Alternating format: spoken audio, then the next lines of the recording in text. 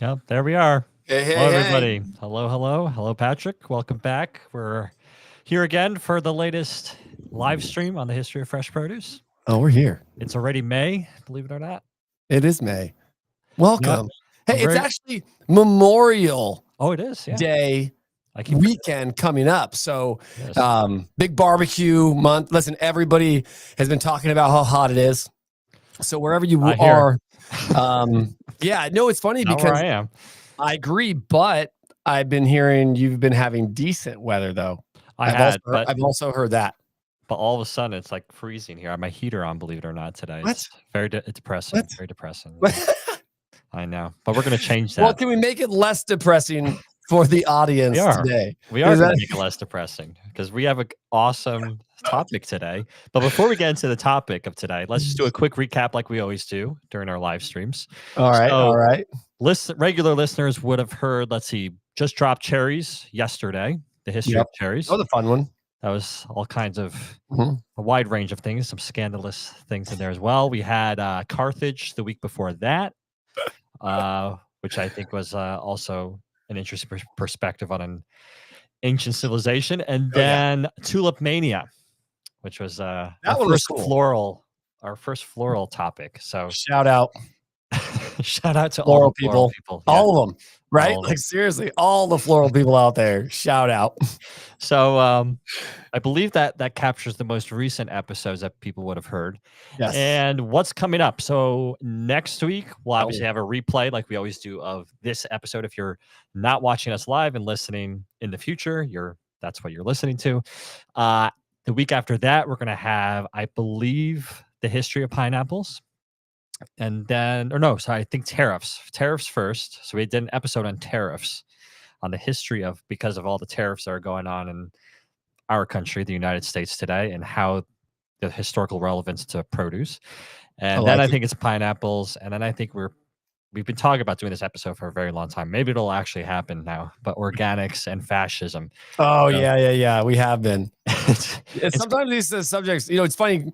Our production assistant, Jet, he's about a month and a week in, and he said to me, he's like, how do you come up with these topics? And I told him, I said, obviously it's very delicately, because there's some topics that you got to think about what you would want to hear. Like I said, the gladiators topic, were they fat and obese, or were they chiseled and muscled? Were they vegans, or did they eat meat? Right? Like those types of things. Like you got to think about even pop culture. So sometimes when we come up with these episodes as well, we have to lightly touch on them too, because this, and we've gotten emails, how we pronounce things, how things are viewed by our view versus other views in a geopolitical world, right? So it's crazy. Yeah, we try to obviously keep topics. If we see something interesting happening in the world, try to put a historical perspective on it. Obviously, with produce. Yeah. But we did, like we just said, we're going to do an episode on tariffs. But today, actually, Patrick, is a perfect example of that, what we're talking about. Because as I'm sure most people know, even if you're not Catholic, there was a new pope that entered the Basilica. Was it like a week or two ago now? Pretty recent. Yeah.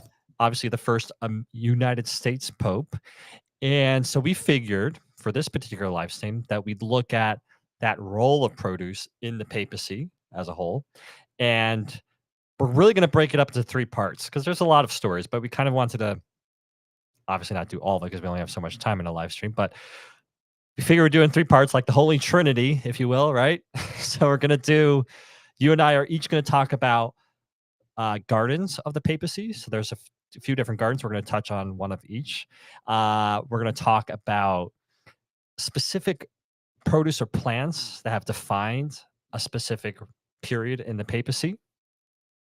And then we're going to talk about actually some strange stories involving produce and popes. So that's kind of the roadmap for today's live stream.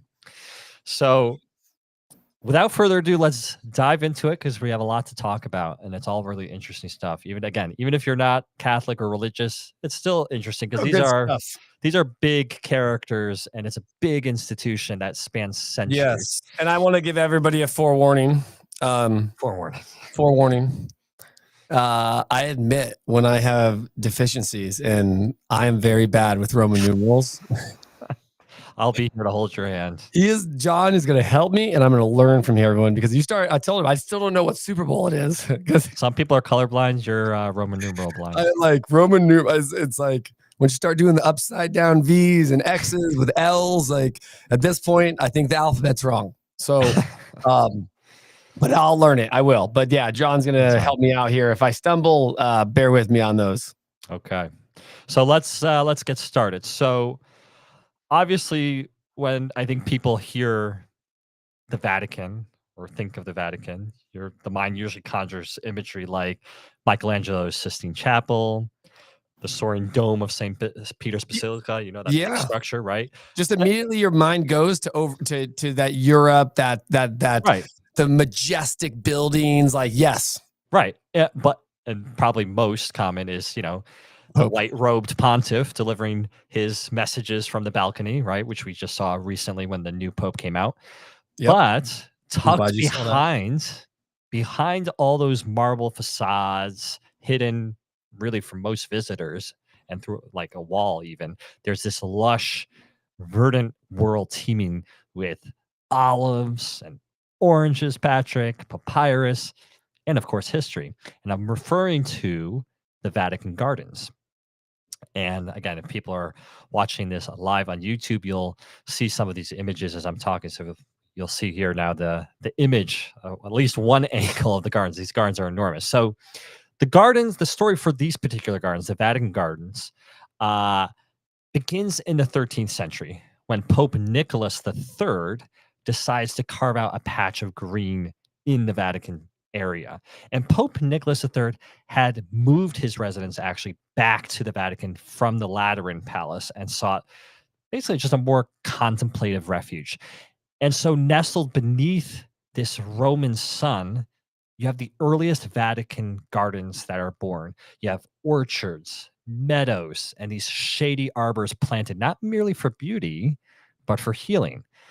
And I say that because this pope wasn't content with just a pleasant lawn. Okay, he wasn't looking for just some nice green lawn, if you will. He had a deeper ambition, and that was to study the medicinal properties of plants. So we've seen this a lot in our other episodes, the interest in studying these plants for medicinal purposes. So the result of that was a botanical garden, and actually one of Europe's very first. And so this is where plants weren't just admired, but analyzed, experimented on, and brewed into mysterious papal potions, if you will. And under the successor of Pope Nicholas III, which was Pope Nicholas IV, and with his assistance of his physician, Simone of Genoa, this garden, what they coined as the New Garden, became a groundbreaking center of botanical science. And what's remarkable here is that we're not just talking about some pleasant landscaping. Okay, the papacy, long before it became known for Michelangelo's frescoes and Bernini's colonnades, it was already helping to elevate botany into a formal science. So you actually have students and scholars from the Sapienza University in Rome, this very old university that was established in 1303. They would come and lecture among these garden beds. So you have papal doctors devising what must have been some truly, arcane remedies using herbs grown just steps from where decisions of eternal consequence were being made. Now, you fast forward a few centuries and we arrive in the Renaissance, and obviously that's a time when popes went from humble shepherds of souls to these cultural tastemakers, and the gardens flourished alongside all of that. And so by the mid 1400s, the Vatican gardens were no longer just functional. They were stunning pieces of art, right? You had fountains, pools, arbors. If you've been to any Renaissance castle or grounds in Europe, you know what I'm talking about. These very artistic, grandiose things. And this was landscaping as a spectacle. And so in the 1480s, Pope Innocent VIII commissioned this lavish loggia, which is basically a room with a lot of open sides, basically these big arches, overlooking the gardens. And it was designed by none other than Antonio del Paleolo, Paleolo. I don't know. I'm doing my best. There was an Italian name, which was actually a very famous Renaissance painter with a particular flair for architecture. And 20 years after that, you have Pope Julius II, who expands this into the Palazzo Belvedere with Donato Bramante, which was the principal architect of St. Peter's Basilica.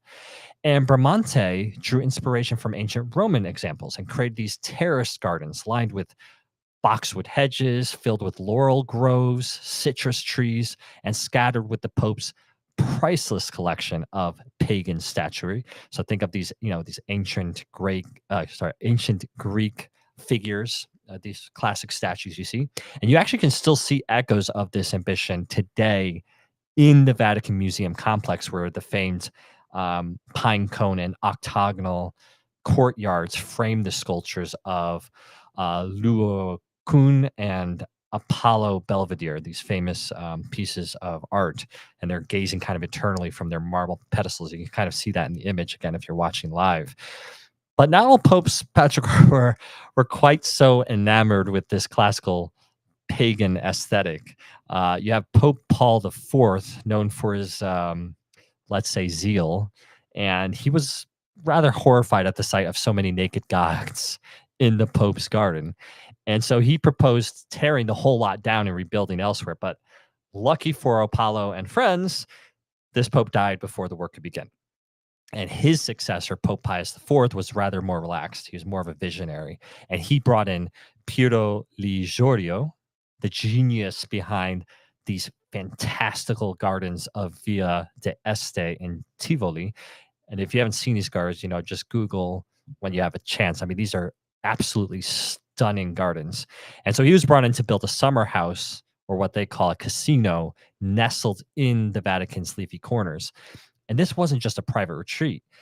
It became a hub for intellectual exchange. So again, if you're watching, you can see this. So the so-called Accademia Noti Vaticane, or in English, the Vatican Night Academy, met here to debate the mysteries of the cosmos, the power of ancient poetry, and that ever-blurred lines between faith and science. And all of this took place beneath frescoed ceilings and beside gurgling fountains in what they called their New Eden. And you can see just how stunning that scene is, and how, I don't know, euphoric that must have been to be in this kind of setting and discussing these sorts of things in Renaissance Europe.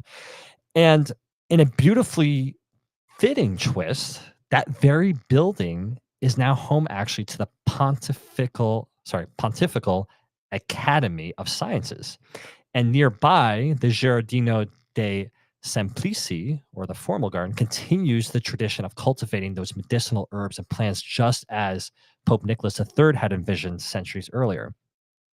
But the true wonder of the modern Vatican gardens is their incredible diversity. So under Pope Leo VIII, the layout took its current form that you can see today. You have distinct zones. So you have like an Italian garden, a French garden, an English garden, and you stroll through them, and it's like walking through this botanical map of the world.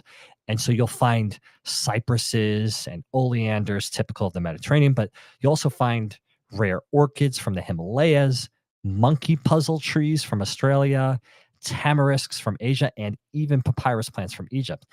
And there's an olive tree actually from Israel, which was a gift and a gesture of interfaith peace, and an entire garden devoted to American cacti, believe it or not, so which I thought was pretty wild. But perhaps more evocatively, the Vatican garden even hosts Jerusalem thorns, which is the very species believed to have supplied the branches for Christ's crown of thorns.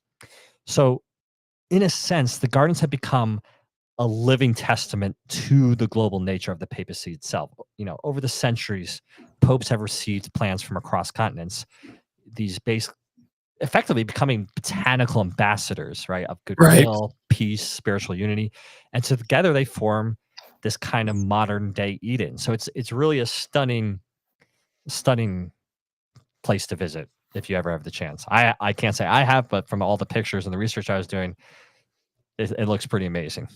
Yeah, I would say amazing for sure, John. And now let's leave Okay, the grandeur of St. Peter's, and let's wander into a garden that is even bigger. Okay, because just a short helicopter ride from the Vatican City, right, high up in the Alban Hills, lies what may be, John, one of the most surprising, okay, most surprising corners of papal history. And that's the Castel Gandolfo. Okay. And so this is the Pope's summer residence. Okay, everyone. So just to give you an idea of how the good half lives, this is the Pope's summer home, everyone. So through though that residence hardly does its justice. Seriously, this is over 135 acres of land. Okay, that's more acreage than the Vatican itself. Now, think about it. This is complete with palaces, ornamental gardens, olive groves, grazing cows, citrus orchards, one of my favorites, and even a working farm. So full on sustainability here from farm to fork, right? And it's like a cross between the Versailles and downtown Abbey. So, I mean, put that in your mind. But it's run by monks in white. Okay, so you get an idea of that, John. Giving you a little bit of what we're actually looking at. And the farm is no mere hobby. Okay, so we're talking 185 gallons of milk a day, 50,000 eggs a year, and vegetables grown from seeds gifted by none other than Michelle Obama. The place produces honey, olive oil, and even grows, John, grapes from a vineyard planted in 2011. I'd really be curious to know what variety of grapes those are. But it's not just feeding the Pope, okay? It's its own ecosystem, right? It's sustaining its land. And what's extraordinary is how deeply historical all of this is. The roots of these gardens lie in imperial grandeur. The site was originally chosen by the Emperor Domitian in the first century, actually, everyone. So think about timelines. He built a vast villa there where he spent nearly all of his time. That villa, designed by the architect Rabirius, stood on the ruins of the legendary Alba Longa, the mythical city from which the founders of Rome, Romulus and Remus, hailed. But the Domitian's palace fell. Okay, it fell into ruin, and after death, plundered for its sculptures and marble. It wasn't until 1,000 years later, John, in the 12th century, that the site came alive again. So this time with a fortress built by the Gandolfi family, hence Castel Gandolfo. Okay. Later, it was passed into the hands of the Savelli family, who gave the church to popes. By the early 17th century, the Vatican bought the property, and a new papal chapter had begun. And a crucial figure here is Pope Urban VIII. He transformed the site into a summer residence in 1626, the first pope to do so. His nephew, Taddeo Barberini, also had a vision for the land.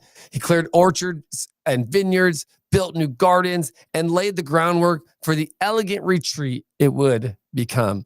But there were periods of abandonment to everyone. The fall of the Papal States in 1870 meant Castel Gandolfo fell into a sort of a limbo.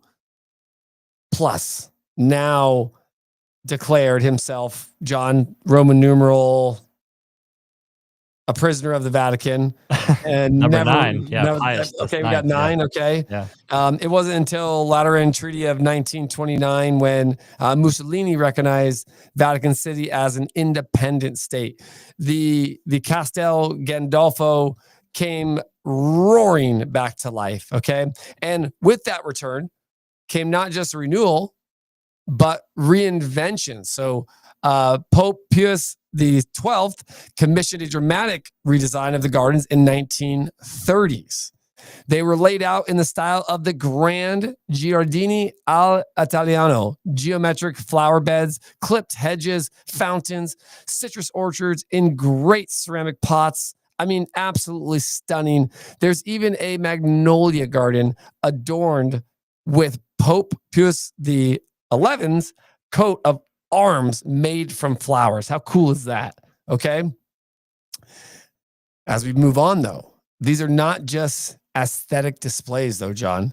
They reflect centuries of agricultural heritage and symbolism. There's the citrus orchard, for instance. You knew I would know this, right? With orchards and lemons planted at each corner of the 20 lawns.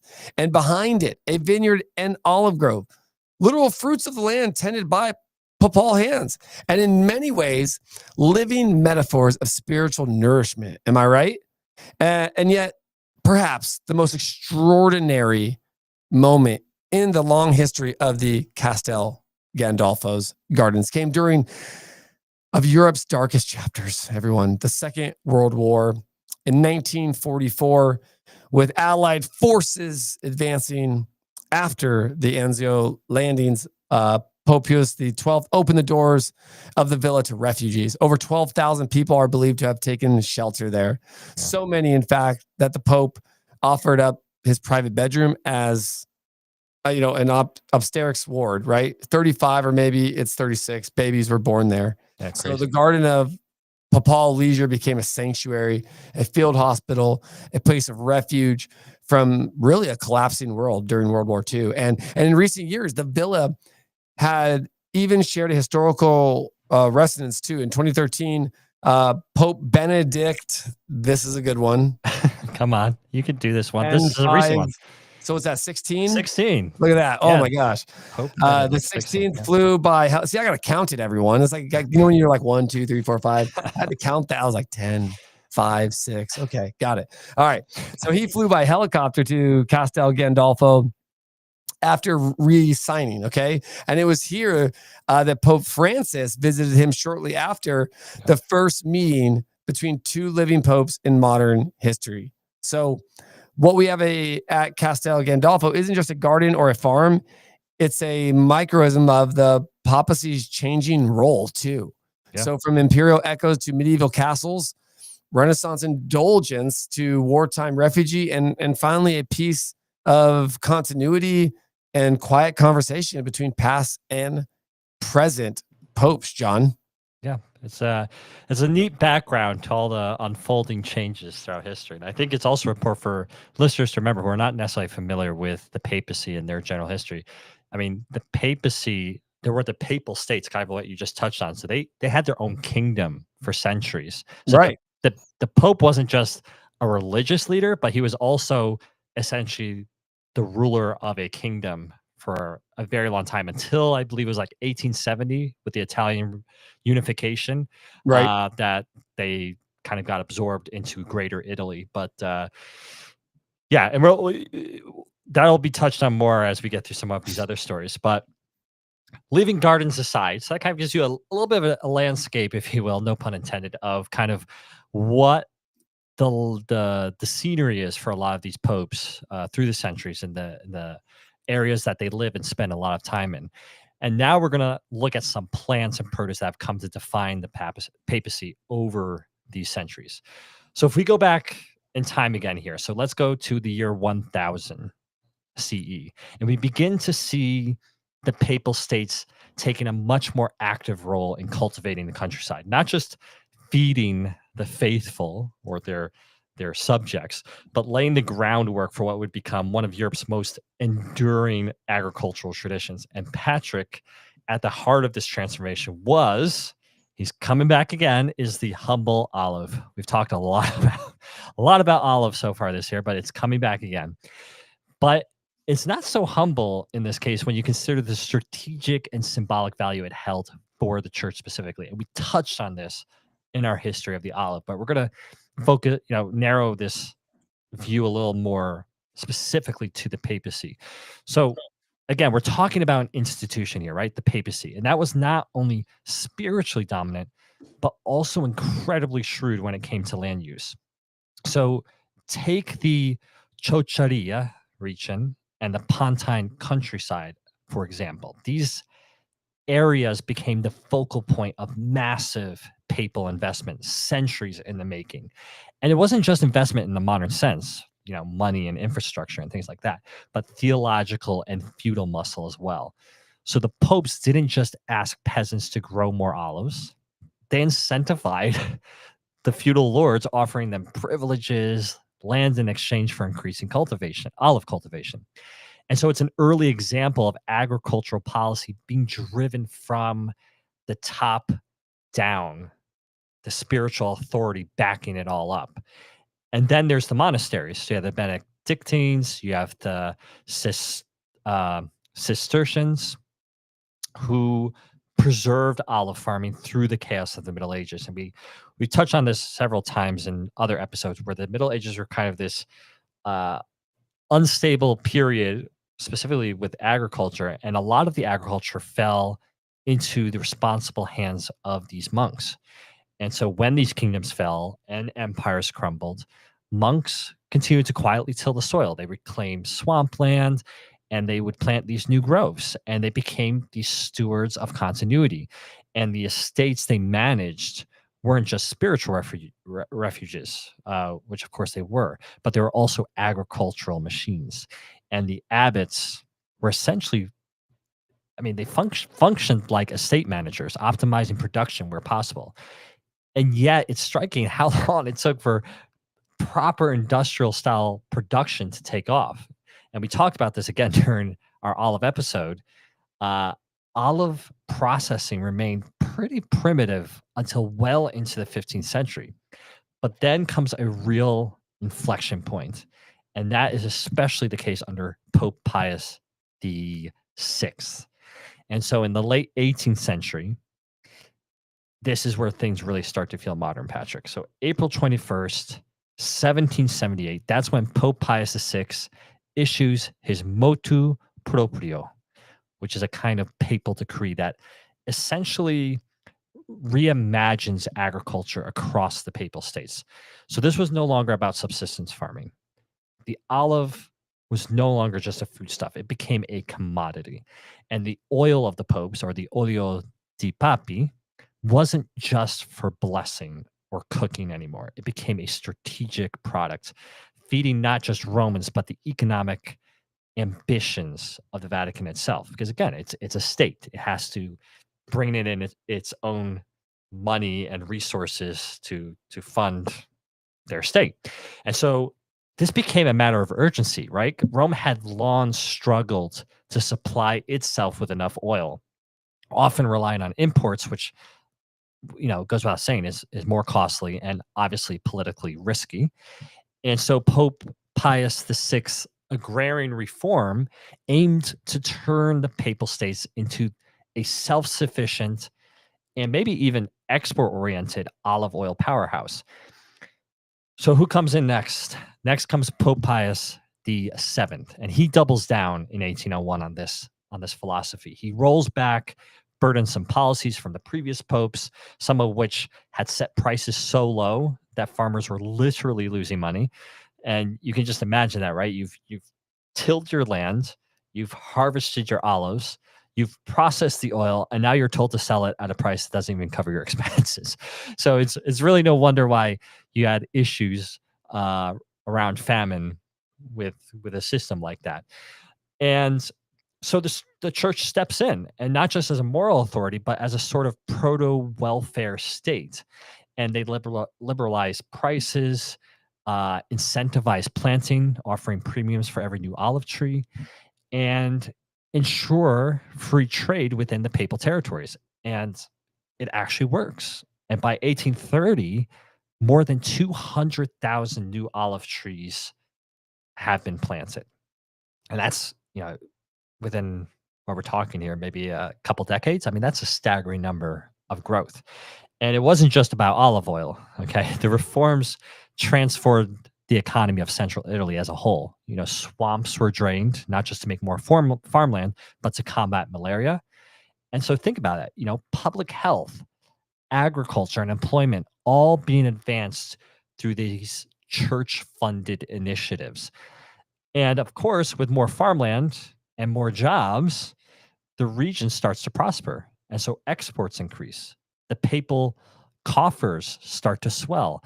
And olive oil, this ancient sacred substance, is at the heart of it all. And so it's a rare moment where essentially divine mission and economic pragmatism work hand in hand. And it's also a reminder that when we think of the Vatican, we shouldn't just think of cardinals and cathedrals, but think of olive groves, think of swamps turned into fields, think of an institution wielding the plow as definitely as it wielded the cross. And so if you ever find yourself in central Italy today, Patrick, or to our listeners, surrounded by all these olive trees stretching across the hills of the region, know that you're looking at essentially a living legacy, one planted not just by peasants, but by popes. So it's another example of popes making a direct impact Pretty cool on agriculture in a region. I think so. And olives, I love that you brought that up again, right? Like they're a staple, and olives were only one part of the economic machine for the Papal States, John. Okay. Yep. Now, tobacco might not be the first thing that springs to mind when you think of the papacy. No, but make no mistake, this crop wasn't just smoked, sniffed, or chewed. It became a spiritual, political, and economic flashpoint embedded in the way, in the very fabric, I would say, of papal policy for centuries. Now, it all starts with a curious meeting in 1561, everyone, in Lisbon, Portugal. Cardinal Prospero San Croce, the papal ambassador, crosses paths with Jean Nico. Jean Nico, yeah. Yeah, Jean Nico, France's envoy to Portugal.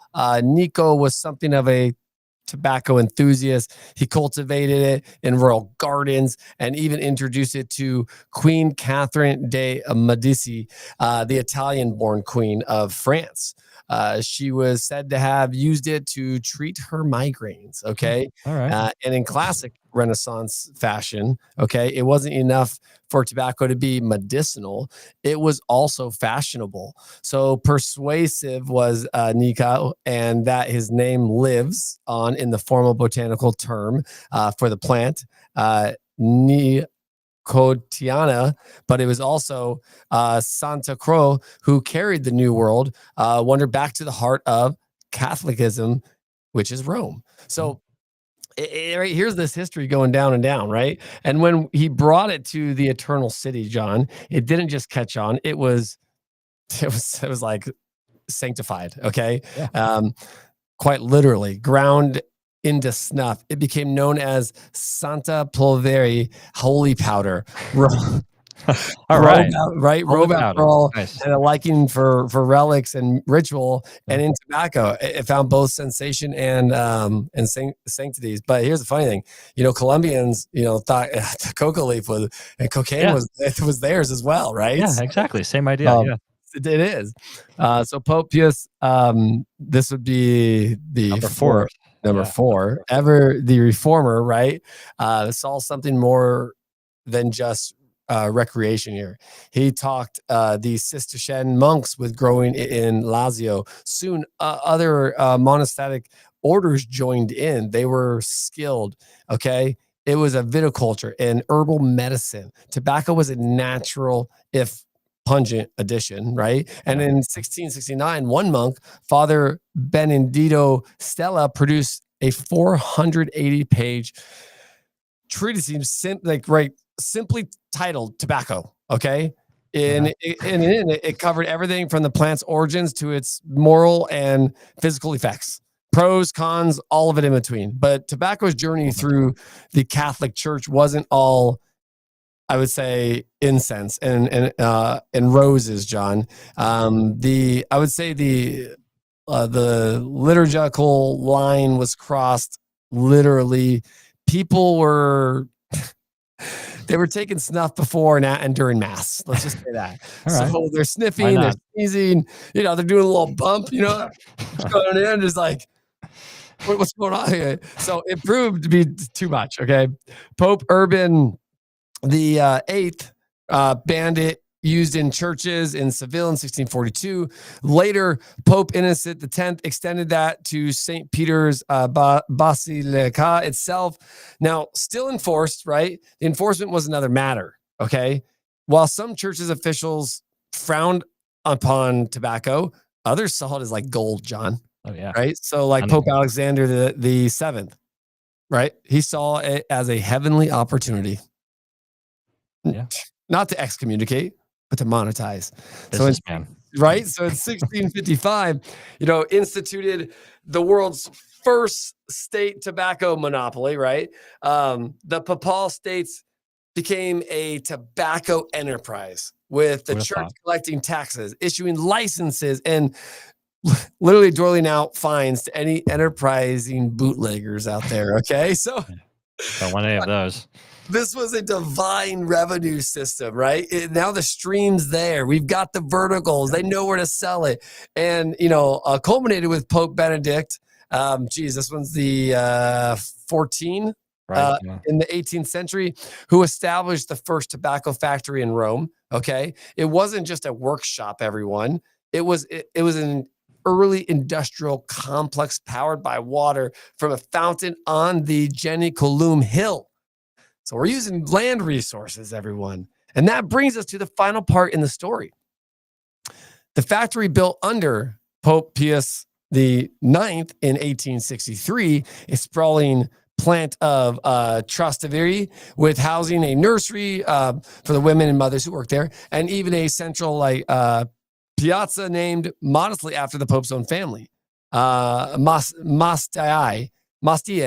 And it was the last major building, John, commissioned by a pope before the fall of the Papal States. That's pretty neat.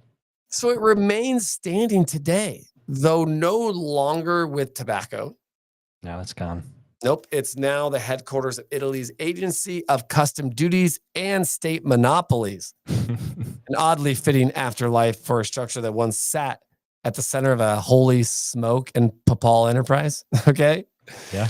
Yeah. So what began with a few leaves from the Americas passed hand to hand from diplomat to cardinal into, maybe a moral battleground, a source of controversy, mixed in with perhaps a little bit of curiosity. And guess what? A linchpin of Vatican economic policy.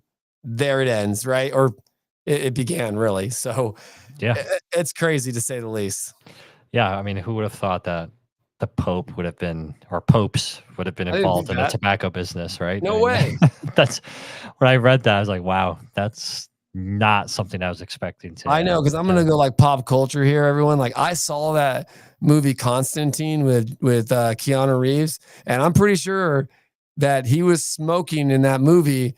And they told it figured out that by him smoking, he was killing himself, which is technically suicide, which technically means you'd go to hell. And now remember, this is a fictional movie, everyone. So like when I think of like tobacco, no, I do not think of like it's like a papal enterprise. No, I'm thinking like, yeah, it's probably not the best thing to do. No. But like we said before, though, I mean, it is a nation state at that time, and they need revenue, and they saw opportunity to grow this stuff and sell it, and they did what they had to do. But yeah, I mean, it's a fascinating example again. But yeah, let's keep on topic of crops, and let's look at this is the last section of our we're starting to wrap it up, right? So this is the final of our trinity of topics. So, and this to me is gonna be the most fun. So these are a couple of bizarre, but I think are some quite amazing stories involving produce and popes. And actually, Pat, you know what? Do you want to start? Produce and popes? Because I want to save mine for last, because I really love mine. I was gonna go. I wasn't thinking produce and popes either. Right? I was thinking boats and something else, but I'm just saying. But absolutely, okay. So let's start the scene, John. It's the summer of 1471 in Renaissance Rome. The church is at the height of the temporal power. covered in gold leaf, marble corridors, and theological absolutism. And in walks an envoy robed in silks from the east, sandals dusty from the long roads, bearing a most curious and fragrant gift, John. Ooh, mysterious. Not holy relics, not rare spices, not manuscripts of forgotten gospels, but melons. Ah, melons. That's right.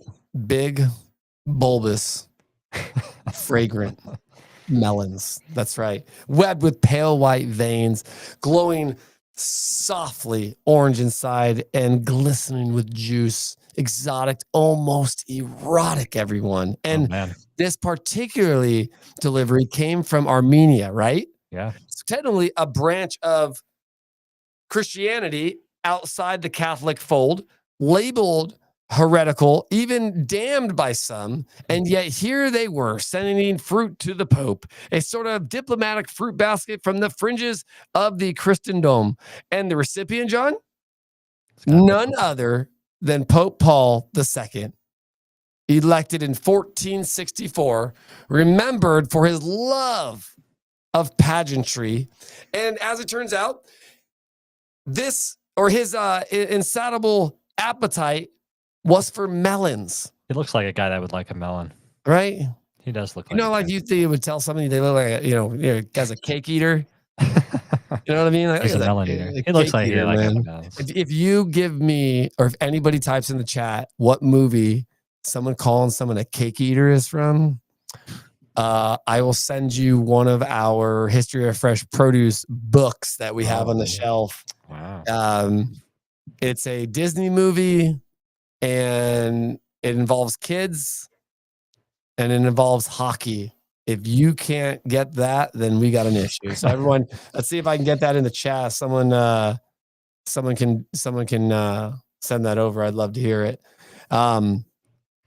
Yeah. Hold on. I know exactly what you're talking about, Tom. You saw me getting a little intimate with the melon. It was a very colorful scene that you painted. I'm glad. It was borderline erotic, I will say. I'm good. So, Pope Paul II, okay, he becomes a kind of tragicomic figure in this history, John, because he didn't just like melons either. He adored them, obsessed over them. And there's a rather morbid twist to it all. According to accounts from the time, in 1471, he sat down and devoured 2 good big melons in one sitting. And that was it. Within hours, the Vicar of Christ was dead. Right? Wow. Not death by olives, death by melons, John. All that hype and build up, and he just dies right away from some melons. Okay. All right, continue. Wow. Oh, and hopefully it was euphoric for him. I mean, just, at this point, had to be. It was so juicy. He was like, heart attack. No. And if that sounds like sort of a scandalous gossip whipped up by Renaissance pamphleteers, well, let's not forget that Paul II, own chef, had just a year earlier, John, published a cookbook. And in 1470 in it, he warned quite seriously that melons should only ever be eaten before a meal. A full stomach and a melon, he said, was a recipe for disaster. Oh, well, there you have it. He didn't listen. So in other words, Paul II either didn't read the cookbook or thought he knew better. And now we have that might be history's juiciest cautionary tale of all time. And in reality, though, he likely died from a heart attack. Okay, like I said, but this story is definitely a lot more exciting. Okay, but John, the story doesn't stop there. Okay, we're going into the grave. No, I'm just kidding. This particular type of melon, this orange flesh, richly sweet and I would say netted, would go to earn a very particular name. What do you think it is?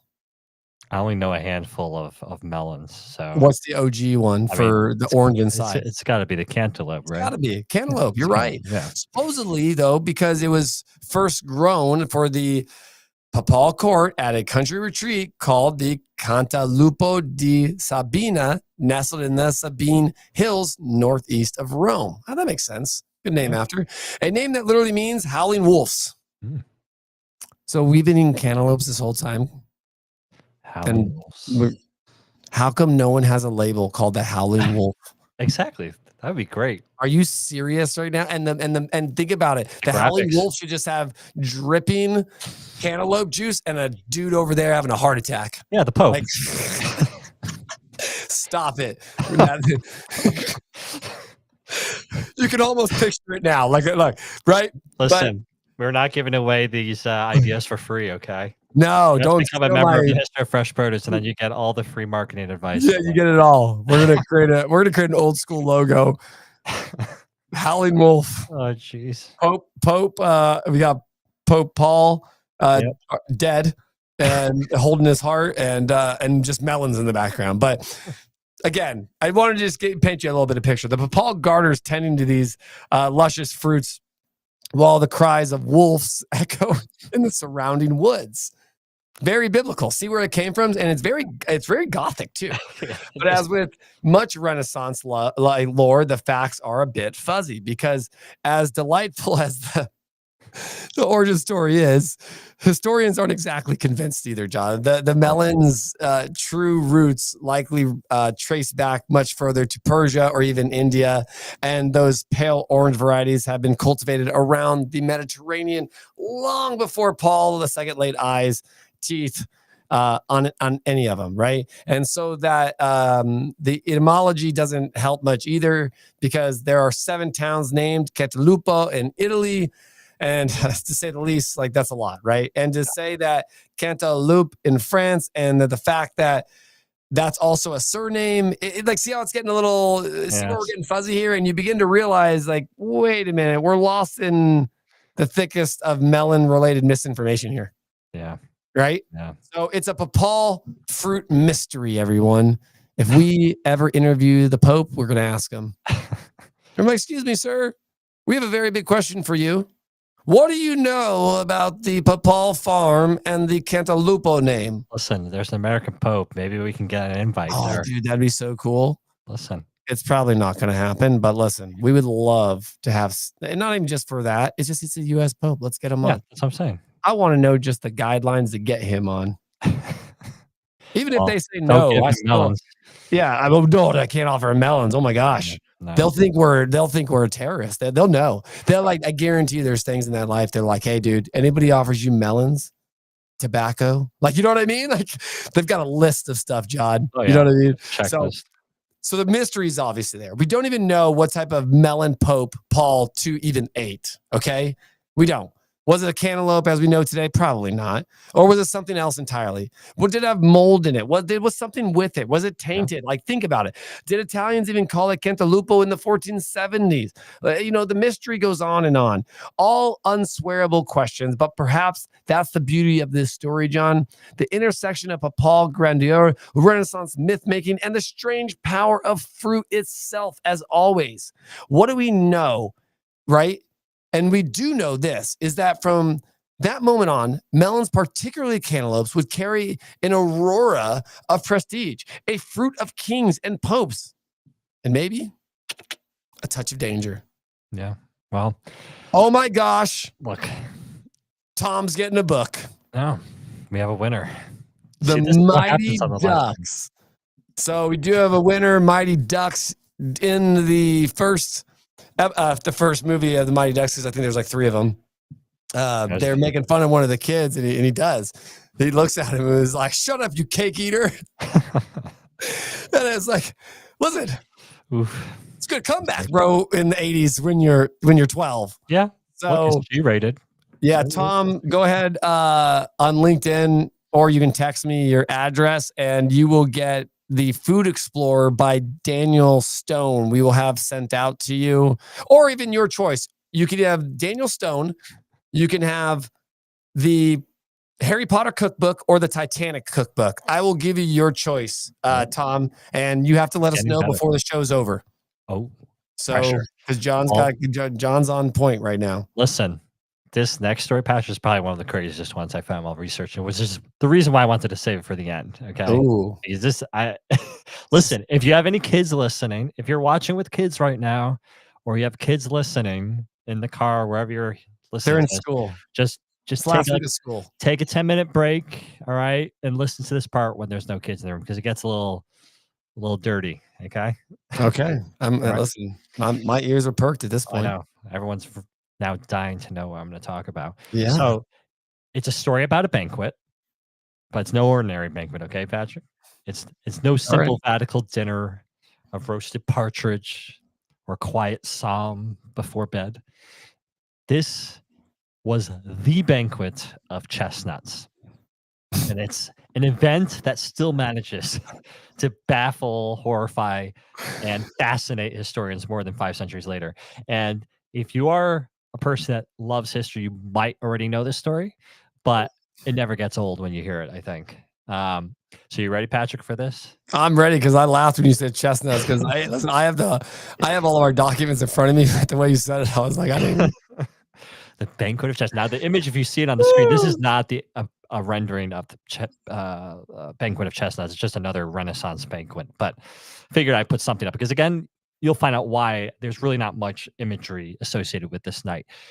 Anyway, let's get into it. So the banquet is held on the night of October 30th, 1501, in the Apostolic Palace itself, the very seat of papal authority.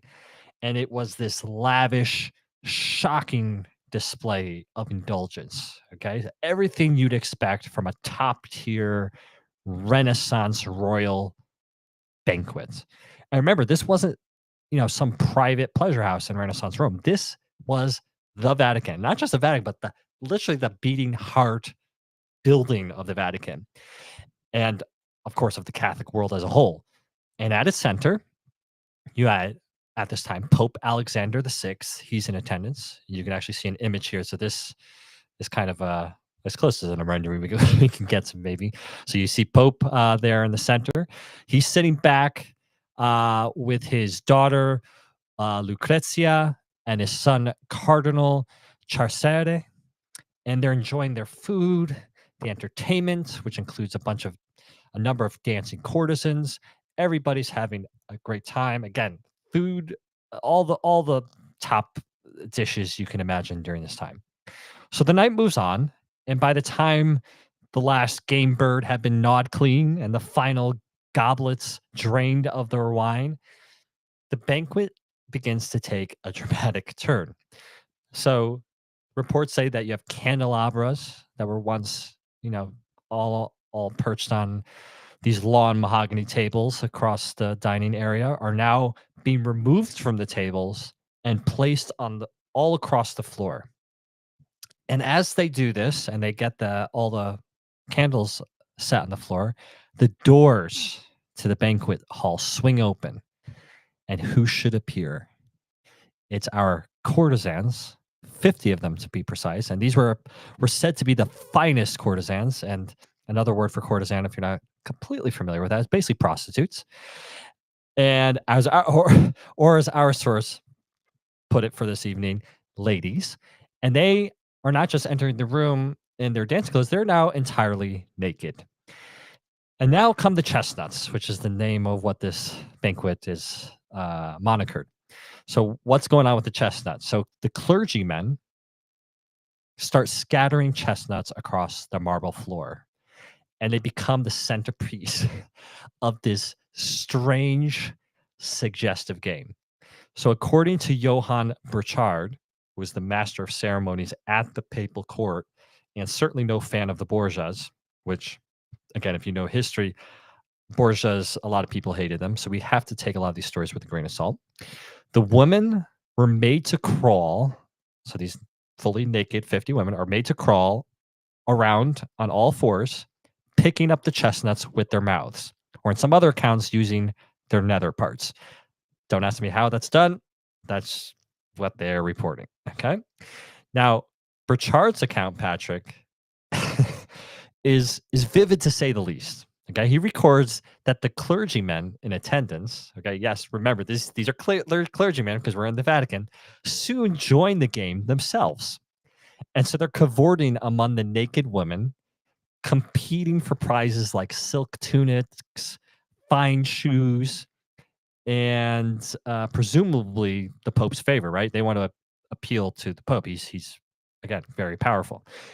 Burchard even claims that the Pope himself distributed awards to the cardinals and priests who had performed the act the most times that evening. So I don't think I have to spell out what the act is. So basically, you have this wild orgy unfolding in the heart of the Vatican with clergy, men, and prostitutes. Now, let's take a moment to address the obvious question, okay? Did this really happen? Because we've told a lot of stories on the history of Fresh Bros. These beautiful, colorful, exciting stories. And more often than not, I have to burst the bubble and say they weren't true. And Burchard's account has been contested, I have to say. So Vatican historians in recent years have tried to cast doubt on the most scandalous details, arguing that some elements were exaggerated or perhaps fabricated entirely by the enemies of the Borgia family.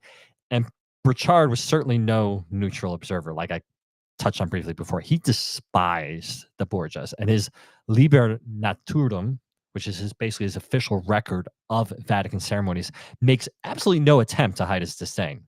But here's the rub, Patrick. This is not the only testimony. You have other guests at the banquet, while far less reliable, and really historians can't and don't generally accept their testimonies as being authentic. They echo parts of this story. And so the sheer number of corroborating details gives this whole thing a ghastly plausibility. Um, and from my opinion, and personally, anytime you hear very colorful stories like this, it's unlikely that story in of itself is true. But the fact that something like that was painted, I'm sure there's very small grains of maybe truth in there. So take it as you will. But I think it's perhaps more significant is the broader context of Alexander VI's papacy, because he's born Rodrigo Borgia, and he was already a cardinal when he began a long-standing affair with Vanosa di Catene, which is a noblewoman who bore him 4 children. And that included Cesare, his son, who would become a cardinal himself, and Lucrezia, who was, his daughter, who was also present of the night of that banquet. And then there's the other woman in Alexander's life, which is Giulia Farnese, and she was known across Rome as the Pope's whore or the Bride of Christ. I don't think 2 names you really want at that point, but she was married to Orsino Orsini, but lived in a palace that conveniently adjoins the Vatican, making it easier for Alexander to pay his, let's say, clandestine visits. And she's even believed to have borne a daughter, Laura, thought to be the father of the Pope. But it's still a mystery if it was the Pope's daughter or her husband's. So it's really no surprise that Alexander's papacy was a lightning rod for critics, right? I mean, corruption, nepotism, open relationships, an endless stream of scandals. I mean, he openly promoted his children, elevated his mistress's relatives, Wow. handed out ecclesiastical titles like favors. I mean, it's said that when the fiery friar Girolamo Savonarola Okay. denounced him in front of the congregation, Alexander just simply laughed. Yeah, he's like, this guy's a joke. He's like, don't talk to me like that. Yeah, you're funny. Yet remarkably, Patrick, he was respected by later popes, believe it or not. Okay, Sixtus V and Urban VIII would both describe Alexander VI as one of the greatest pontiffs since St. Peter himself. Wow. And you're like, how is that possible? Why? I get it. Why would he be so revered? And the answer to that is because despite all his sins and the scandals and the salacious, dinner parties, he was ruthlessly effective. He expanded the papacy's political power. He strengthened the church's temporal holdings, and he ensured that the Borgia name would echo through all the royal houses of Europe. And remember, Patrick, this wasn't just about sex and scandal, right? Beneath the silks, the chestnuts, the gossip lies a deeper truth about the papal court during the Renaissance. It was a court like any other, right, that we know in history, especially European history. Political, performative, just utterly human. Yep. And agricultural, fresh produce, even simple chestnuts became the props in this theater of power, desire, and control. And so, yeah, that's why I wanted to finish with that story, because I just thought it was like, and there you have it. It is just so left field, just wow story. And again, some people might know this story already, and certainly the papacy and the Vatican certainly deny that such a thing ever happened to this day. But the records are the records, and whether or not they're true, who knows? But it's a fun story nonetheless. Yeah, I agree. I think it's pretty cool though. Tom got back to me. He said the Food Explorer. So we're going to send Tom the Food Explorer. All good choices, but yeah, no, very, very good choice. So I love it. And again, the episode was pretty crazy today too. Hope you enjoyed it. Like I said, try to stay on more current events, and and everyone too. One thing I'm obviously we have some new, I would say, Ubari King members. We've got new friends of the show for the HFP Club. Everyone, that is a new club, right? And I know we are getting some questions, and so I still want to, make sure we touch on that. We did apply for, like I said, the subscription on Apple, things like that. Again, though, you got to have so many subscribers and so many things to your club and all that. And again, of how they do it. And we already had our club set up on our personal mobile application, but we're working on it, right? But again, HFP Club on our mobile app. That's where you're able to get everything, because we hold different subscriptions on what Apple allows us to do as well, right? Versus what we're allowed to do on our application. Yeah. Apple is just like the episodes and stuff. We're offering the books, the discounts, different things like that. And that stuff doesn't go through Apple, because you would purchase some of that stuff on other people's sites. And right, John, that's why we can't, if we did the subscription through Apple, we could only do one part through Apple, right? So It's not just about the subscriptions. There's a lot more. And then also we on my website, thepatrickkelly.com, we've got a merch site. We did design some new HFP History of Fresh Produce shoes. Now we're getting a lot of feedback on these. I got the first test pair in. I wore them for about 60 days. You can get them in black sole or white sole shoes, and it depends on what you like. And I will tell you, they're comfortable. They're good, right? They're very, very, I would say the walkability in them is amazing. Okay, so trade shows, sneakers to go running in, they're running shoes, and they're sleek too, right? And so one thing, we're going to create a Google form for this. So we will put this in the description, John, of the episode moving forward. But if you want to get it, we're going to do a big run of the shoes right now. If you're an HFP member, you're going to get your discount. So there will be a discount code for HFP members. So when you get this Google form out, please go ahead and put your name in there. And then there's going to be a checkbox, HFP member or not. And then we check that to our system. And then you get that discount code. So there's things we will do for the HFP members, but definitely want you to check them out.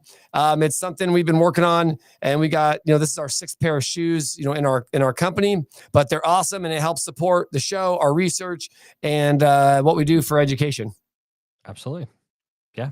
No, that all sounds good. So, as always, thank you for all the support, for listening, giving us your time, because we know there's a lot of choices out there of podcasts these days, but I think there's only one like ours, Patrick, with history and produce combined together. So we do appreciate you guys all tuning in, and we'll be back again next month for our next live stream. Topic to be determined. Maybe some crazy world event will happen, and we'll just have to do something like we did today.